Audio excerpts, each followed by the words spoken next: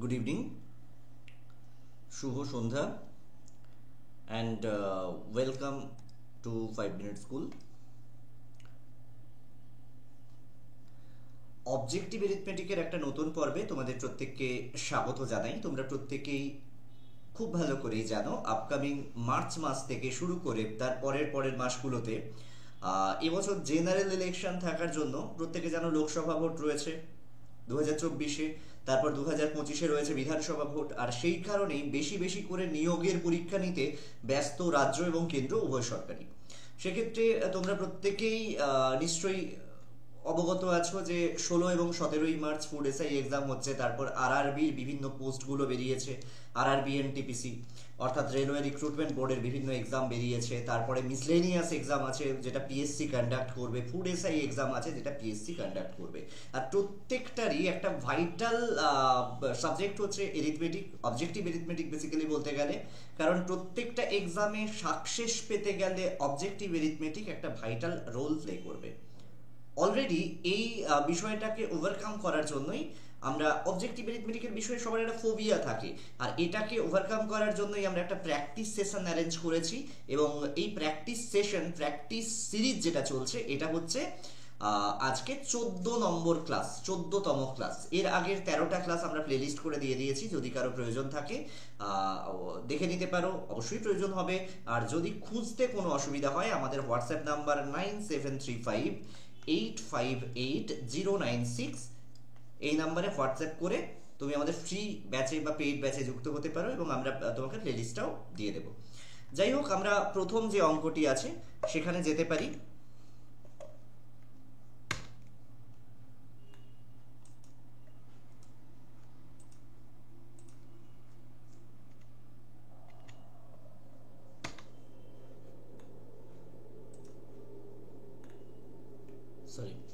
আচ্ছা, প্রথম যে অঙ্কটি একটুখানি দেখো, বলেছে 18টি দ্রব্যের ক্রয় মূল্য 12টি দ্রব্যের বিক্রয় মূল্যের সমান হলে লাভের শতকরা হার কত।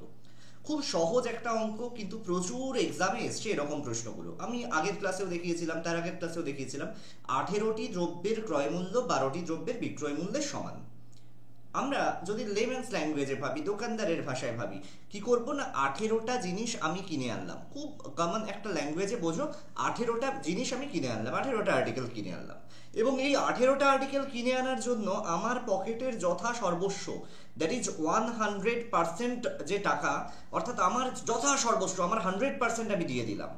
এবার করলাম কি, এই 18টা জিনিসের মধ্যে 12টা বেচে আমি কি করলাম না, আমার কেনা দাম তুলে নিলাম। পড়ে রইল কটা? পড়ে রইল 6টা। এই 6টা কি করব, আমি বাড়িতে গিয়ে সেদ্ধ করে খাবো তা তো নয়, এই 6টা বেচে আমি লাভ করব।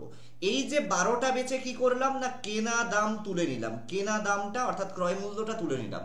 আর এই 6টা বেচে কি করব না, লাভ করব। তাহলে যদি 12টা বেচে 18টার কেনা দাম তুলে নিই, 18টার কেনা দাম কত, আমার 100%, তাহলে প্রতিটার কেনা দাম কত, 12টা বেচে কেনা দাম তুলেছি, দ্যাট ইজ 100 ডিভাইডেড বাই 12। প্রতিটার বেচার দাম এটা হয়ে গেল, প্রতিটার বেচার দাম, অর্থাৎ এই 12টা প্রোডাক্ট বেচলাম আমি প্রত্যেকটা এই দামে। আবার ঠিক একই দামে এই 6টা দ্রব্যও আমি বেচবো, এই একই দামে এই 6টা দ্রব্যও আমি বেচবো, এবং এই 6টা দ্রব্য বেচে আমি লাভ করব। তাহলে মাল্টিপ্লাইড বাই 6। আবারও বলছি, 18টার মধ্যে 12টা বেচে আমি কেনা দাম তুলে নিলাম, কেনা দাম কত, 100। তাহলে 12টা বেচে 100 টাকা তুললাম, একটা বেচে কত তুললাম, 100 বাই 12, 6টা থেকে লাভ করব, মাল্টিপ্লাইড বাই 6। তাহলে দেখো 6 2 12, ঠিক আছে। আর এখানে হচ্ছে 2 50 100, তাহলে লাভের শতকরা হার কত না, 50% লাভ করলাম। কত লাভ করলাম, 50% বা 50% লাভ করলাম। ঠিক আছে। যদি কারো অসুবিধা হয় তোমরা কমেন্ট সেকশনে জানাবে, আমরা আবারও এটা বুঝিয়ে দেব।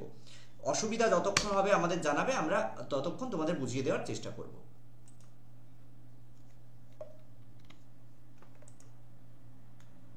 আচ্ছা, দ্বিতীয় যে প্রশ্নটা একটুখানি খেয়াল করো, একটি মূলধন সরল সুদে 10 বছরে দ্বিগুণ হয়, তাহলে 4 বছরে কত গুণ হবে। খুব কমন একটা প্রশ্ন, যে একটা মূলধন সরল সুদে 10 বছরে দ্বিগুণ হচ্ছে, তাহলে 4 বছরে কত গুণ হবে বলো তো।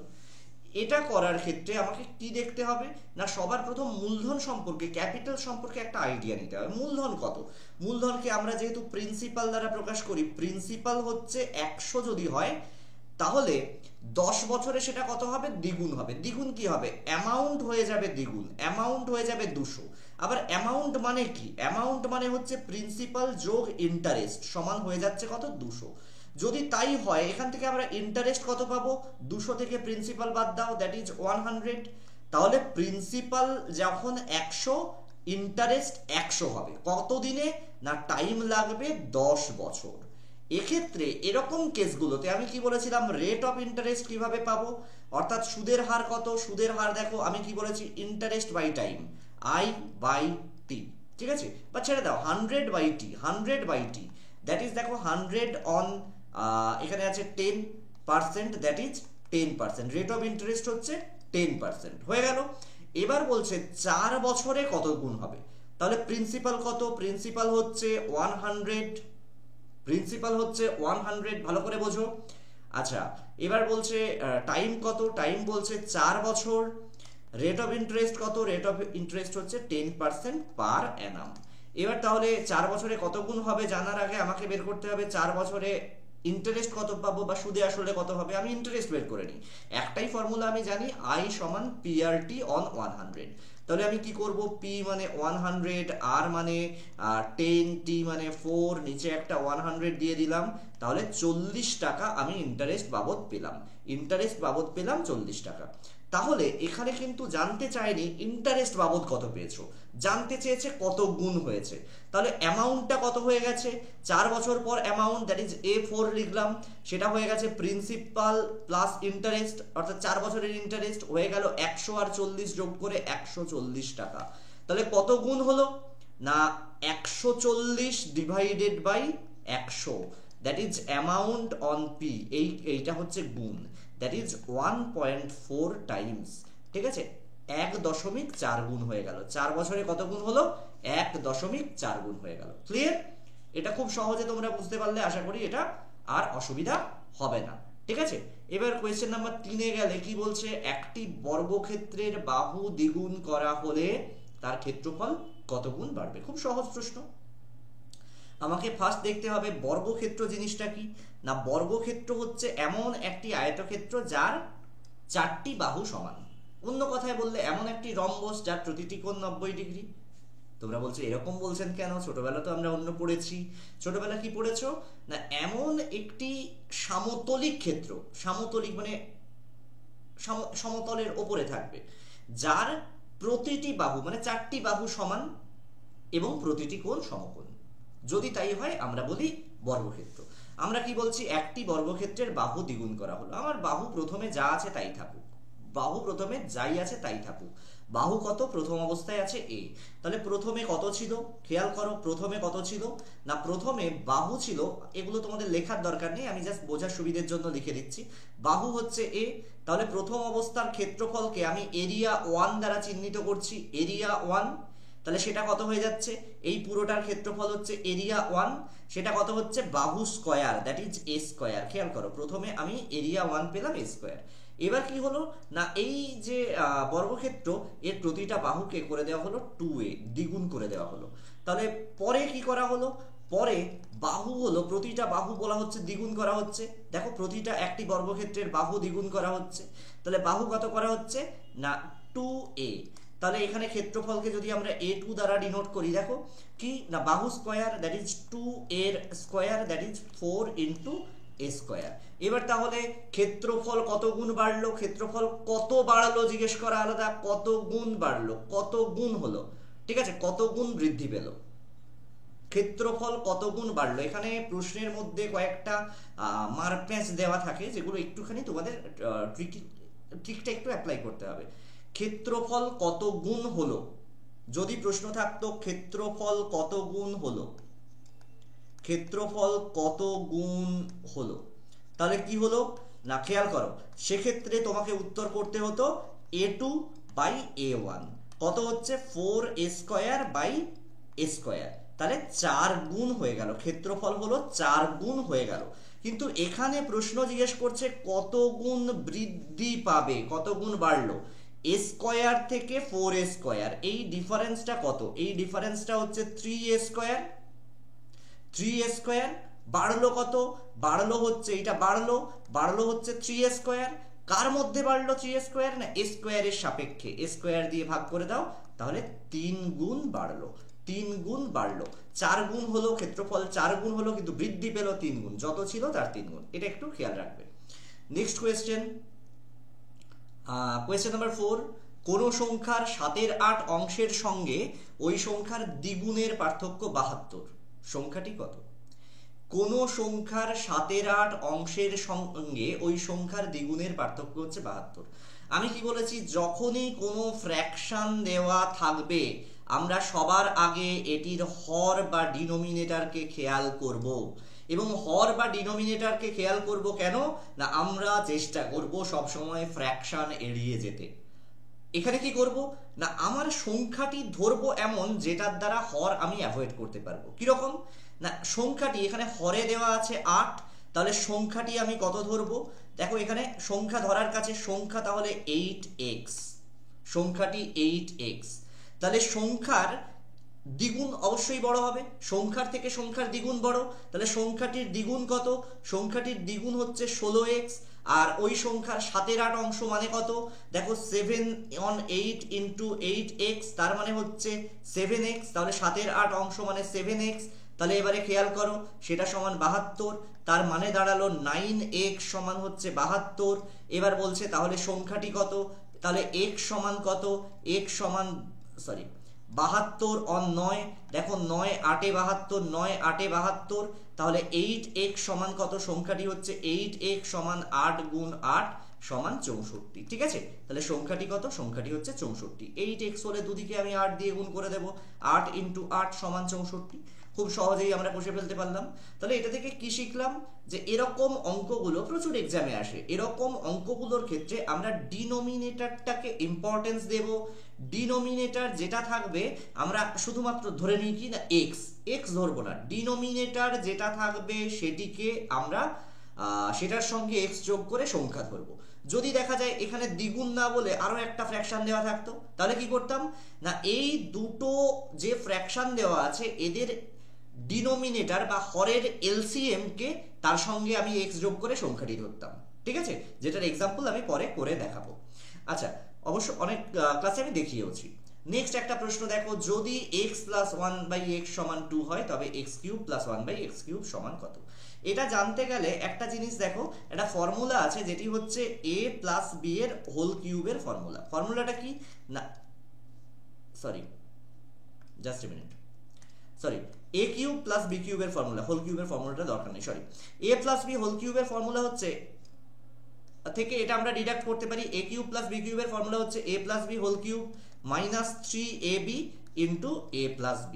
তাহলে এখানে আমরা কি করব, এখানে a এর অভিনয় করছে কে x, আর b এর অভিনয় করছে কে 1/x।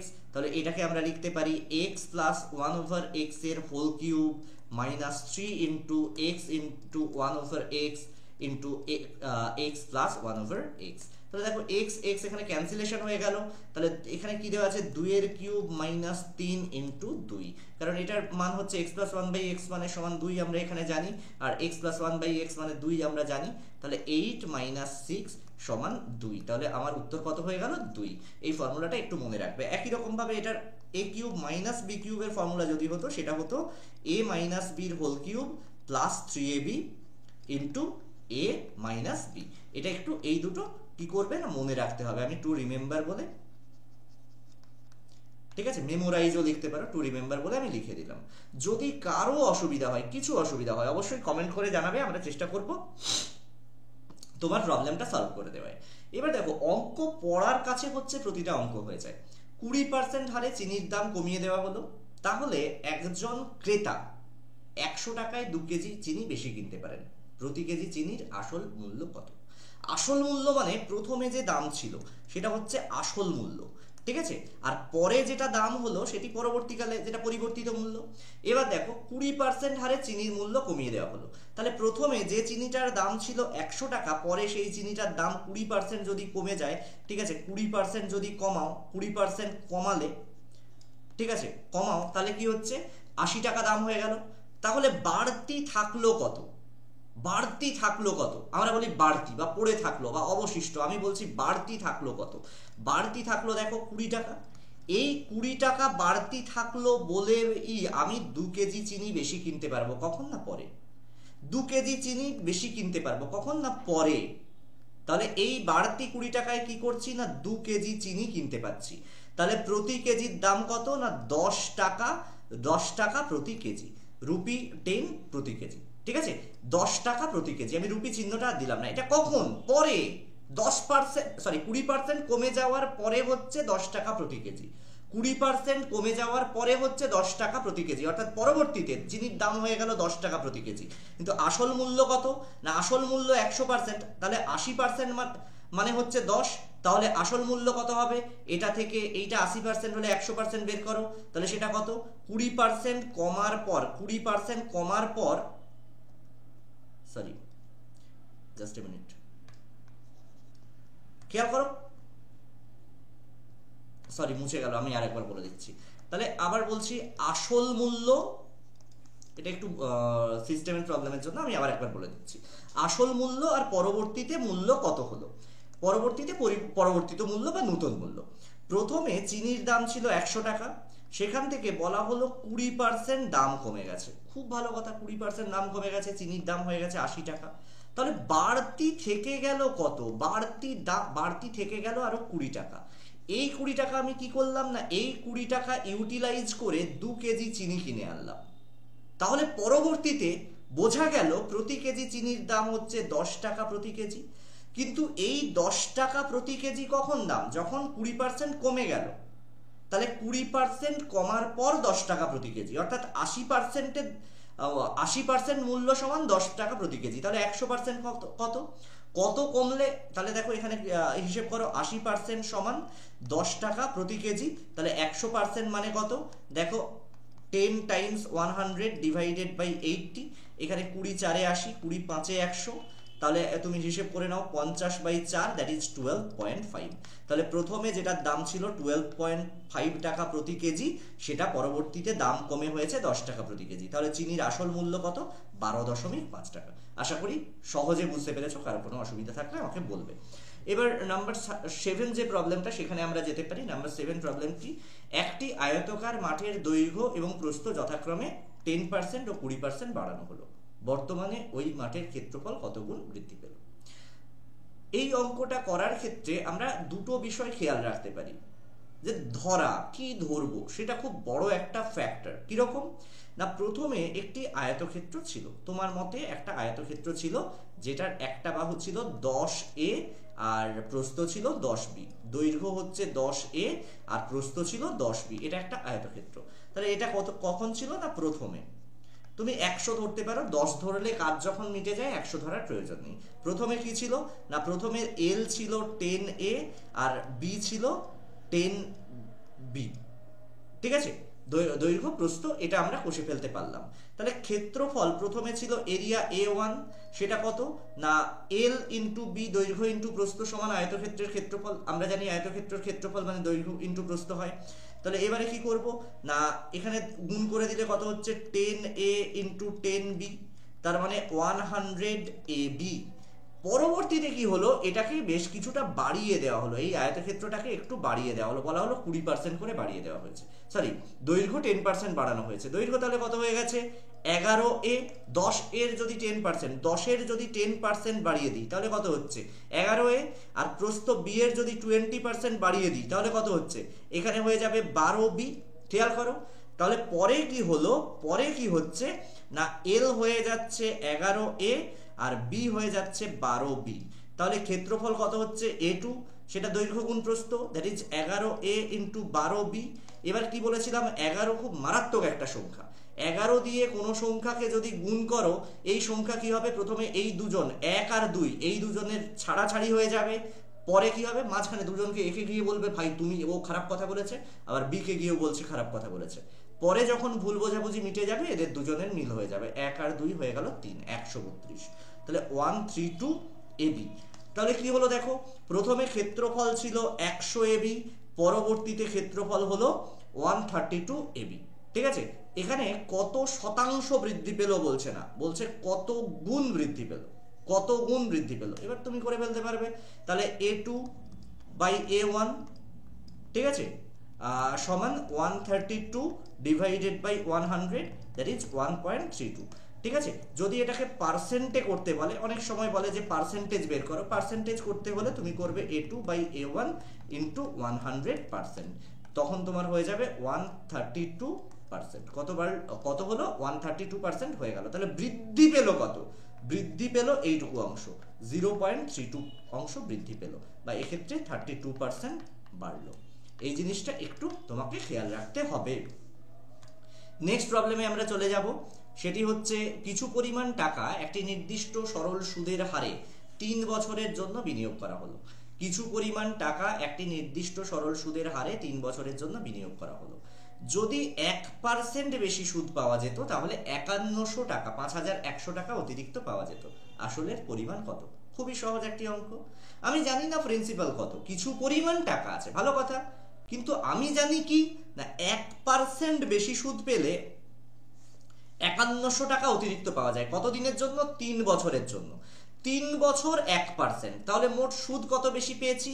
3 ইন্টু 1%, তার মানে মোট সুদ বেশি পেয়েছি 3%, মোট সুদ পেয়েছি প্রতি বছর 1% করে বেশি, তাহলে 3 বছরে 3%, এই 3%-এর পরিমাণ কত? 3% হচ্ছে 5100 টাকা। তাহলে যে অ্যামাউন্টটি আমার রয়েছে সেটির 3%, 3 বছরে আমার কাছে 100 টাকা আছে, প্রতি বছর 1 টাকা করে সুদ পাই, 3 বছরে পেয়েছি 3 টাকা। As simple as that. 3 বছরে পেয়েছি 3 টাকা, মানে 3% বেশি পেয়েছি, সেই 3%টাই হচ্ছে 5100 টাকা। তাহলে 1% মানে কত? 1% মানে আমি জানি 5100 ডিভাইডেড বাই 3, দ্যাট ইজ 1700, 1700 টাকা। কিন্তু আমি বিনিয়োগ করেছিলাম, সবসময় বিনিয়োগ কত করি? 100%, একটু আগেই বললাম। তাহলে 100% সমান কত? 1700 টাইমস 100, দ্যাট ইজ 170,000, একক, দশক, শতক, হাজার, অযুত, লক্ষ, দ্যাট ইজ 1,70,000 টাকা। ঠিক আছে, 1,70,000 টাকা, রাইট? তাহলে আসলের পরিমাণ হচ্ছে 1,70,000 টাকা। সহজে আমরা করতে পারলাম। কোয়েশ্চেন নাম্বার 9-এ যেতে পারি। বলেছে 8,930 টাকার বার্ষিক 8% সরল সুদের হারে 5 বছর পর মোট কত সুদ পাওয়া যাবে? খুব সহজ অঙ্ক, এটা করার মতো অঙ্ক নয়। প্রিন্সিপাল বলে দেওয়া আছে 8,930 টাকা, রেট অফ ইন্টারেস্ট বলে দেওয়া আছে 8% সিম্পল ইন্টারেস্ট পার অ্যানাম, বার্ষিক পার অ্যানাম, টাইম বলে দেওয়া আছে 5 ইয়ার্স। এবারে আমি কি করব? আই কিভাবে বের করি? আই মানে PRT on 100, that is 8930 multiplied by 8 times 5 divided by 100। ঠিক আছে, তাহলে আমি এখানে একটা শূন্য ক্যান্সেলেশন করে দেব, ওপরে একটা 2 গুণ করব, নিচে একটা 2 গুণ করব, খুব ভালো কথা। এবার কি করব? এই ওপরে 5 গুণ 2 ক্যান্সেল করব, এখানে 10 কেটে দেব, এখানে রইল 2 4 8, দ্যাট ইজ 893 টাইমস 4, দেখো 4 3 12 2, 4 9 36, 1 37, 4 8 32, 3 35, দ্যাট ইজ 3572, 3572 টাকা সুদ পাওয়া যাবে। তাহলে 8,930 টাকার বার্ষিক 8% সরল সুদের হারে 5 বছরের পর মোট 3,572 টাকা সুদ পাওয়া যাবে। আশা করি ক্লিয়ারলি বুঝতে পারছো। ঠিক আছে, নেক্সট আমরা যেতে পারি নেক্সট প্রশ্নে। কোয়েশ্চেন নাম্বার 10, দুটি সংখ্যার লসাগু হচ্ছে 2376, সংখ্যা দুটির গসাগু হচ্ছে 33। একটি সংখ্যা 297 হলে অপর সংখ্যাটি কত? আমরা একটা বেসিক কনসেপ্ট জানি যে কোনো দুটো সংখ্যার জন্য for any two numbers doesn't matter নাম্বারটা কি ধরনের নাম্বার, কি হয় না, সংখ্যা দুটি যদি এ বি দুটো সংখ্যা হয়, এ বি যে কোনো সেটে বিলং করতে পারে, ন্যাচারাল নাম্বার, হোল নাম্বার, অমুক, অশূন্য সংখ্যা, শূন্য হলে হবে না। সেক্ষেত্রে কি হচ্ছে? সংখ্যা দুটির গুণফল সমান তাদের এলসিএম ইন্টু এইচসিএফ, অর্থাৎ তাদের লসাগু গুণ গসাগু। এটা বেসিক কনসেপ্ট। এখানে বলে দেওয়া আছে এ সমান 297, তাহলে বি কিভাবে বের করব? না LCM into HCF divided by 297। এবার খেয়াল করো সেটা কিভাবে আমি পাচ্ছি। আমি একটুখানি এদিকে লিখতে পারি, এলসিএম বলে দেওয়া আছে 2376, মাল্টিপ্লাইড বাই 33 ডিভাইডেড বাই 297। এবার প্রশ্ন হচ্ছে স্যার কাটাকাটি করব কিভাবে? খুবই মজার প্রশ্ন। এটা করার ক্ষেত্রে একটু অন্য কালিতে দেখাই।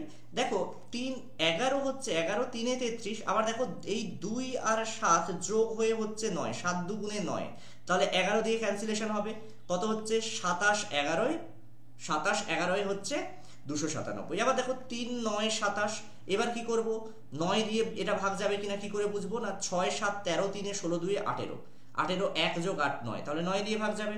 দেখো 9 2 18, 5 এ 23, তাহলে 5 9 6 54 আর 9 4 এ 36, ঠিক আছে, তাহলে 264 উত্তর। তাহলে অন্য সংখ্যাটি কত, 264। অন্য সংখ্যাটি কত, একটি সংখ্যা হচ্ছে 297, অন্য সংখ্যাটি হচ্ছে 264। খুব সহজে আমরা করতে পারলাম। এবার পরের অঙ্কে যাই। আচ্ছা, এই প্রসঙ্গে একটা কথা বলে রাখি, যারা এখনো আমাদের হোয়াটসঅ্যাপ গ্রুপে যুক্ত নেই তাদের জন্য আমাদের হোয়াটসঅ্যাপ নাম্বারটা আবার শেয়ার করছি, 9735858096। এই নাম্বারে হোয়াটসঅ্যাপ করে আমাদের ফ্রি অথবা পেড যে কোনো ব্যাচে যুক্ত হতে পারো।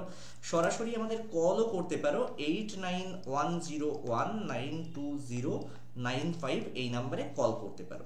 আমাদের ফ্রি পেড সমস্ত ব্যাচেস অ্যাভেলেবল আছে, ঠিক আছে। আর বেসিক, একদম বেসিক থেকে যদি সব জায়গায় গিয়ে অঙ্ক শিখতে না পারো, আমাদের বেসিক্যালি এক্সপেকটেশন সেই সব স্টুডেন্টরা যারা বিভিন্ন জায়গায় ঠকে ফোকে এসছো, যে বিভিন্ন কোথাও বড় অঙ্কের অ্যামাউন্ট দিয়ে কোর্স নিয়েছি, কিছু লাভ হয়নি, এরকম শেষ এতে দাঁড়িয়ে আছি, চলে এসো। চ্যালেঞ্জ দিয়ে বলছি, আমাদের থেকে ভালো আর কোথাও শিখবে না। যাই হোক, প্রশ্নটি হচ্ছে 11, এ একা কোনো কাজ 4 দিনে শেষ করতে পারে, আবার বি সেই কাজটি একা 12 দিনে শেষ করতে পারে। দুজনে মিলে একত্রে কাজটি করলে কত দিনে শেষ হবে? এরকম অঙ্কগুলো করার ক্ষেত্রে যখন তুমি এখানে পড়ছো এ একা কোনো কাজ 4 দিনে শেষ করে, এখানে লিখে নাও এ 4, বি একা ওই কাজ 12 দিনে শেষ করে, ভালো কথা। তাহলে এ 1 দিনে শেষ করে 1/4 অংশ, বি 1 দিনে শেষ করে ওই কাজটির 1/12 অংশ। তাহলে এ আর বি দুজনে যদি একত্রে কাজ করে, একদিনে শেষ করবে ওই কাজটির 1/4 যোগ 1/12, that is 12 LCM, 4 3 12, 12 1 12, that is 4 12, that is 1/3 অংশ। তাহলে এ বি একত্রে ওই কাজটির 1/3 অংশ শেষ করবে একদিনে। তাহলে সম্পূর্ণ কাজটি শেষ করতে কি করতে হবে না, এটির রেসিপ্রোকাল নিয়ে নিতে হবে। রেসিপ্রোকাল মানে হচ্ছে অনন্যক, x এর রেসিপ্রোকাল 1/x। রেসিপ্রোকাল বা অনন্যক কি না, যে দুটো সংখ্যাকে গুণ করলে এক উত্তর পাবো সেটাই হচ্ছে একে অন্যের অনন্যক। তাহলে এটার অনন্যক কত, 3। তাহলে আমরা এখান থেকে বলতে পারবো যে 3 দিনে দুজনে মিলে কাজটি শেষ করতে পারবে। নেক্সট প্রশ্নে আমরা চলে যেতে পারি, কোয়েশ্চেন নাম্বার 12। বলছে পিতার বয়স পুত্রের বয়সের 9 গুণ। খুব ভালো করে দেখো, পিতার বয়স পুত্রের বয়সের 9 গুণ এবং মাতার বয়স হচ্ছে 8 গুণ। পিতা ও মাতার বয়সের যোগফল হচ্ছে 51 বছর। পুত্রের বয়স কত? ফাদার আর মাদার দুজনে মিলে হচ্ছে 51, পুত্রের বয়স হচ্ছে এস। এবার বলে দেওয়া আছে পিতার বয়স পুত্রের বয়সের 9 গুণ, তাহলে ফাদার কত? ফাদার হচ্ছে 9s, বসিয়ে দাও 9s। আবার দেখো মাদার বলেছে, মা বলেছে পুত্রের বয়সের 8 গুণ, that is 8s, that is 8s সমান 51। তাহলে এস কত? এস হচ্ছে 51 ডিভাইডেড বাই 9 আর 8 17, ঠিক আছে। তাহলে 3 বছর। পুত্রের বয়স কত? পুত্রের বয়স 3 বছর। এতটা সহজ অঙ্কই দেওয়া থাকে, অঙ্কের জন্য বিরাট কিছু আহামরি জানতে হয় না, ঠিক আছে। নেক্সট প্রশ্নে যাই। একটি আয়তক্ষেত্রের দৈর্ঘ্য প্রস্থের 4 গুণ। যদি ওই আয়তক্ষেত্রের পরিসীমা 40 সেন্টিমিটার হয় তবে ক্ষেত্রফল কত? একটি আয়তক্ষেত্র রয়েছে, একটি এরকম আয়তক্ষেত্র রয়েছে যার ব্রেড হচ্ছে, ব্রেড ধরলাম, ব্রেড হচ্ছে বি, ব্রেড হচ্ছে বি, ঠিক আছে, বি সমান বি। লেন্থ কত বলেছে? দৈর্ঘ্য হচ্ছে প্রস্থের 4 গুণ, তার মানে 4 টাইমস বি। খুব সহজ প্রশ্ন। তাহলে আয়তক্ষেত্রের লেন্থ বলছি 4 টাইমস বি আর ব্রেড বলছি বি। এটার ক্ষেত্রে পরিসীমা বা পেরিমিটার বলে দেওয়া আছে 40। আমি পরিসীমা মানে কত জানি? 2 ইন্টু এল প্লাস বি। এটা হচ্ছে আয়তক্ষেত্রের পরিসীমার ফর্মুলা। 2 ইন্টু দৈর্ঘ্য, পরিসীমা সমান কত?